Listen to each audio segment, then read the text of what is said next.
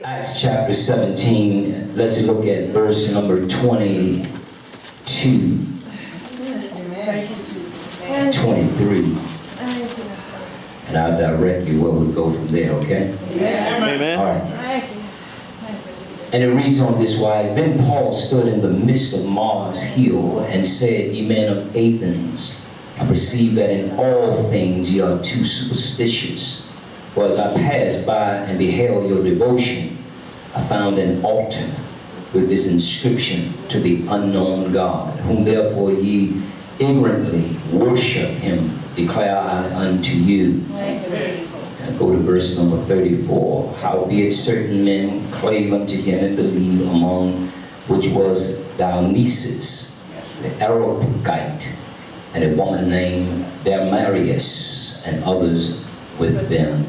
Pray with me if you will at this time. Father, I lift up my voice to you now. I stand before your people. I humble myself before you. If I have sinned in your presence, O God, blot out mine transgression that I may be used in your presence, O God. Chastise me, O God. Let me know that I was wrong, and I'll still lift up my voice and give you the praise. I ask you for a blessing for your people, oh God. But bless those who came in the house. Give them the first blessing, oh God, the first portion.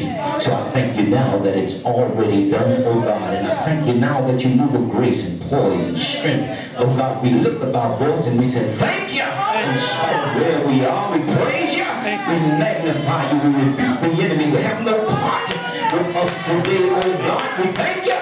And so we love, with the spirit of love, come in this place. We thank you now with the spirit of breaking yokes, come into this place. We thank you now, fight against the minds of your people. Oh God, you let them know that you're God all by yourself. And I thank you that it's already done in the name of Jesus. Yeah. Let's give him a 10-second hand praise. Yeah,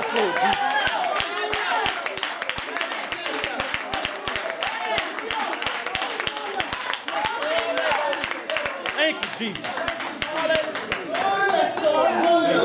I want to use for a topic this morning, preaching to many, but gaining a few. Preaching to many, but gaining a few. If I'm to introduce you to anyone, let me introduce you to Paul. And several times I introduce you to him because his ability and to be chosen by God.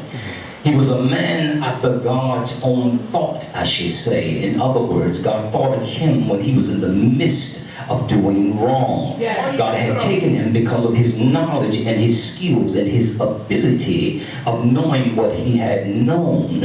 In other words, he was taught by Gamaliel the law, and he was taught so well that he persecuted the church. And he became an evangelist for God, a forerunner. In other words, God opened doors for him to go in certain places to evangelize. In other words, to speak to individuals concerning the gospel of Jesus Christ. Yes. So Paul, along his journey now, he comes into a place called Athens, and because he comes there, this is a particular place, is the largest city of Greece. In other words, he come to a place where they had already wrote graffiti on the walls of an inscription saying, To the unknown God. Yes, Lord. Thank you, Jesus. How often does God send us into a place where nobody knows God?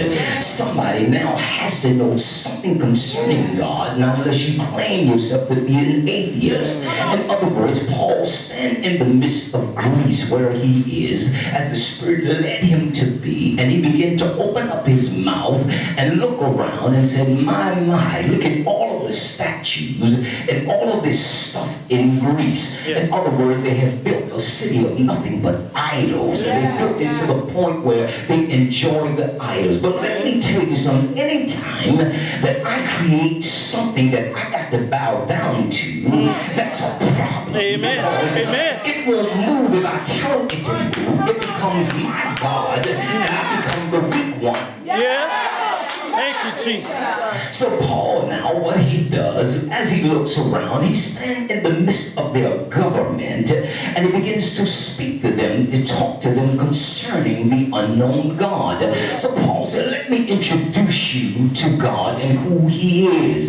See, the Spirit of God will move upon you to open up your mouth and begin to tell folks who he is. So Paul said, let me tell you and really tell you so that you may know exactly who this God is. In other words, he was Jehovah in the Old Testament. He was the God who flung the moon and the stars into the universe. He was the same one that reached down in the dust of the earth and made man. Put man to sleep and took a rib from his side and created a woman. He was the same God that stood back and blessed both of them, became the preacher in the midst of where they was, and blessed their wedding. He was the same God, the one who spoke everything into existence, split seas in half and created rivers. He was the same individual folks had to look up to. He fed Israel manna from the heavens. He did all these things and showed up because he was of God. He was the same individual, the one who shot the heavens after 400 years and didn't speak to anyone, didn't send one word into the land. He backed up on himself and began to release his diadem from himself. In other words, all of his glory surpassed him, and because Mary was flesh, he looked out on the universe and chose his own mother. He sat down and spoke a word in her ear because she was flesh. He became flesh. He stepped out of her womb, didn't even make himself a place for an end to live. He blocked everything and wrapped himself in swaddling clothes, in other words, milk rags, so that he could live in poverty instead of riches. He came up as a man. My God, 30 years after that, prior to that, chose 12 disciples and taught them, gave them the wisdom and the knowledge that they needed, helped them in their circumstance to know who he was. He stepped back and raised the dead. He looked again and healed the lame, opened the blinded eyes, the deaf could speak, even flew out and stepped out and walked on the water. In other words, stepped back and told the storm, be still. In spite of all that he has done, you still don't know his name. His name was hidden from the old and introduced into the new. There is no other name among heaven whereby you must be saved. He's the same God with a name that is so powerful. Let me introduce to you Jesus, the author and the finisher of your faith. The same God can do everything for you that you need done. You need to tell me I stand in a place where there's a God. This is the same individual that they had beaten, my God, till they didn't recognize him. Was the same God that they dragged all the way up to Calvary, hung him on a cross. The same God that loved you in spite of what you have done to him. But it didn't matter with the fact that you beat him and drove him up to Calvary. It didn't matter the fact that you buried him and thought you had him beat. The fact of the matter is, it's not about the first day. It's not about the second. It's not about the third. Because the third is a resurrection. It's with all power that he came up with everything in his hand. I'm introducing to you Jesus, the one and only that you should know. You're going to take time to write graffiti on the walls that you don't know him. I'm introducing you to Jesus. Get to know the one that's able to do all things. Get to know the one that's able to pull you out of your sins. Get to know the one that's able to do it right. I'm introducing to you Jesus. You can't bring me the love of God. This is the eternal God. This is the same one that wakes me up early in the morning and I start my day. Hallelujah. I'm sitting up in Athens and talking to you, and you got a nerve to worship idols. You gotta put them idols down. The idols can't hear, they neither can see, neither can they talk. And I'm introducing you to the one that can heal your problem. Can solve every situation. This is the Almighty God. This is the one that we talked about. This is the one that has all power. The reckoning power that can help.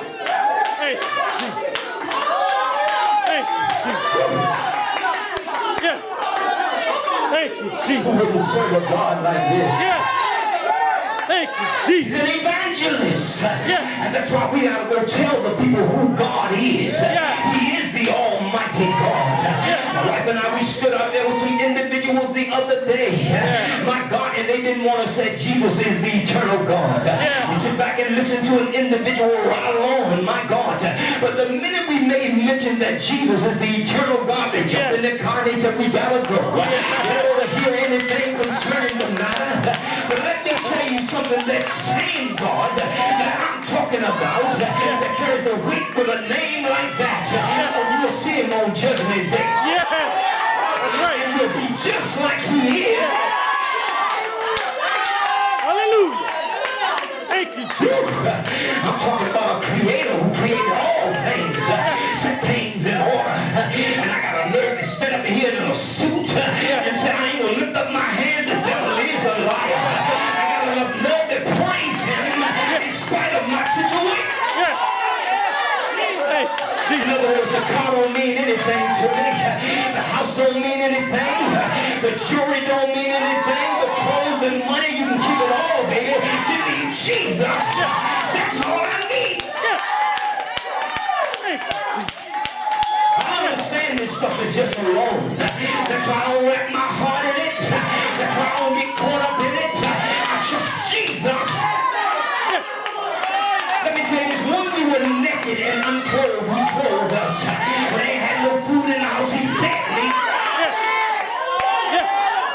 Kept me all month sometime when I ain't had no money in the bank. How am I living That's right. when I should be poor in the streets? God kept me. In other words, I got to call his name Lord Jesus Christ. Now you mean to tell me you sitting up in atheists, this government? Let me tell you something, Paul didn't do any more work than atheists. But I'm going to tell you why he gathered the people that gathered to him. He preached to many, but only a few believed. He gathered them together and they walked. And he never went back in that city again. When God opens a door for you to preach and tell it, only a few may gather, but he'll close that. Ain't gonna let nothing else walk through that door. Y'all know how it is on your job. You talk about Jesus, everybody got something to do. You being a witness, they being a runner. Running from this stuff. You're gonna bring up a crowd one and start talking about Jesus. Everybody stop. Touch your arm. And we'll give you the church finger.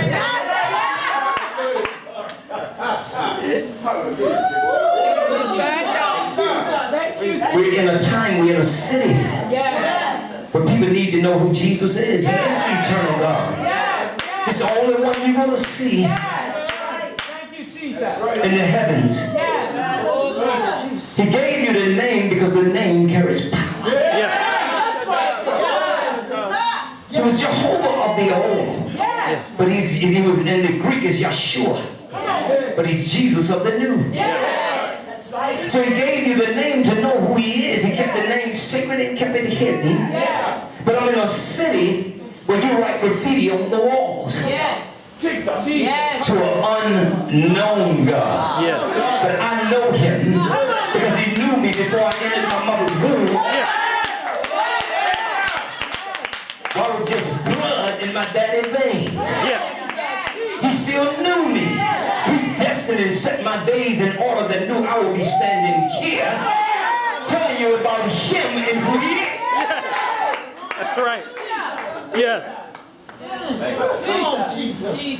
I'm done.